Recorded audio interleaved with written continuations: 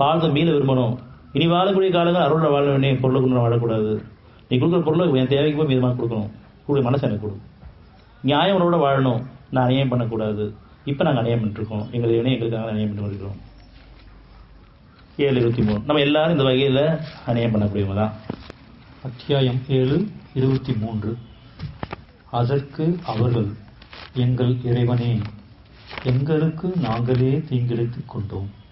எங்களை மன்னித்து இரக்கம் காட்டாவிட்டால் நிச்சயமாக நாங்கள் நஷ்டமடைந்தவர்கள் ஆகிவிடுவோம் என்று கூறினார்கள். அதற்கு அவர்கள், எங்கள் இறைவனே, எங்களுக்கு நாங்களே தீங்கிழைத்துக் கொண்டோம். எங்களை மன்னித்து இரக்கம் காட்டாவிட்டால் நிச்சயமாக நாங்கள் நஷ்டமடைந்தவர்கள் ஆகிவிடுவோம். நம்முடைய உணர்ச்சியின் காரணமாக, நம்முடைய போக்கின் காரணமாக, நம்ம செயலின் காரணமாக, நம்முடைய பேச்சின் காரணமாக, எண்ணத்தின் காரணமாக, நம்முடைய குணக்கேடின் காரணமாக நாம் நஷ்டமடைஞ்சு ஆயிடுவோம். இப்போ நல்ல குணங்களில் வாழணும்.